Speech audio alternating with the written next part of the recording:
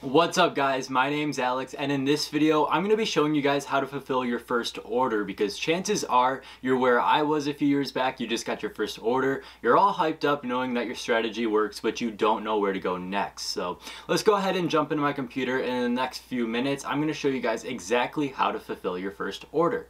Okay, so before we go into all of this, I'm just over here on the Shopify order dashboard that you would see when you get a new order. But I just want to give a little update with all of this. So over the past couple weeks, I found a new product that I'm actually starting to scale.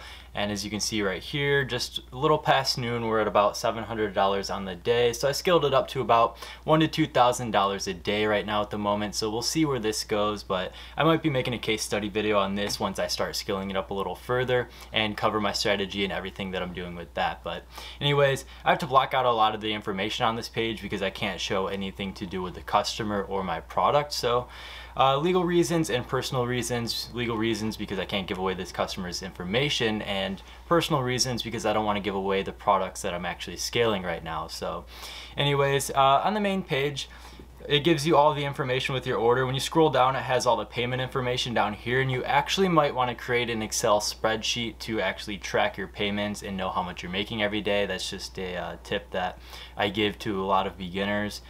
And it especially helps out with taxes at the end of the year and just knowing where you're at generally with your new strategies and when you're starting to test and just, with your store overall. So it's a good way to add up your profits at the end of the day and know how much you're making to the exact penny. So that's a tip right there. Another tip that I actually want to give you guys when you're just getting started out with dropshipping is going and opening up a credit card with cash back. So as you continue to scale your store, right now I'm using 1.5% cash back on every purchase. So as I'm scaling my store and spending more and more on product costs and advertising costs, I'm actually making more out of it. So it really increases my profit margins overall because I'm making a lot more by getting the cash back on every purchase. So it's a win-win. That's just a couple tips that I have for you guys, but you don't need to actually do this.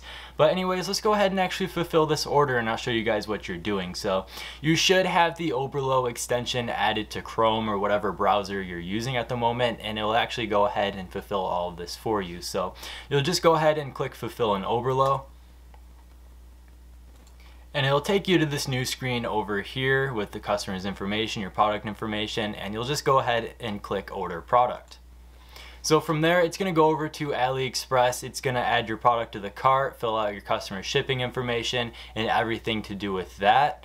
And one thing I would like to note is there's the note box down here. Oberlo usually fills that for you, but if there's nothing in the note box, you just want to tell them that you're drop shipping. Please don't include any invoices, promotions, or anything like that, because when you're charging, let's say, $30 for a product, you don't want to have your customer know that you're only paying $5 to get it to them. They're going to be pretty pissed off, just saying. And a lot of times these AliExpress sellers will also go ahead and include some of their own promotions, like save a certain amount next time by ordering through us. You don't want any of that in there. You want them to think it's directly coming through you. It's already sketchy enough that it's coming from China, and that's something that you want to work out later on down the road anyways. But from there, you want to make sure the notes box is filled out.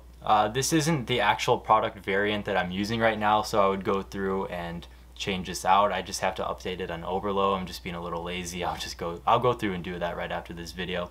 But you would click place order, and like I said, it's good to track to know where you're actually at with all of this. And from there, the order gets placed through AliExpress like normal. Your supplier will have a few days to go ahead and get it shipped out. If you're working with good suppliers, they'll usually have it out the next day. I usually go ahead and message around, get that all set up beforehand before I actually start scaling with these products.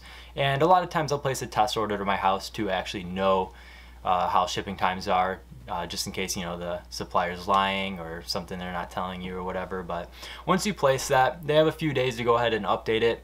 You'll get your tracking number through them. It's not actually set up right away to email your customers their tracking numbers. I have a video on how to set up your shipping confirmation emails. I'll go ahead and link that in the description below if you need help setting that up. But yeah, you can set it up to where they get their tracking numbers emailed to them as soon as their orders get shipped out.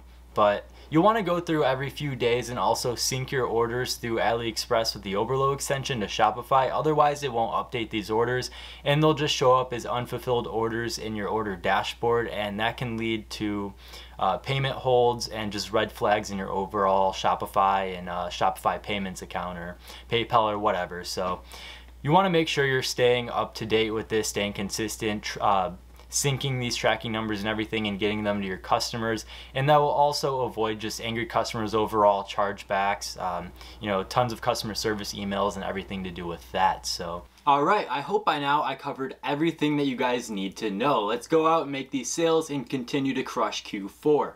If this video helped you out in any way, go ahead and drop a like to help me out and subscribe, as there's plenty more to follow. I have 2 ecom resources linked in the description below. You're welcome to check out either one of those. And as always, thank you guys so much for watching, and I'll see you guys next time.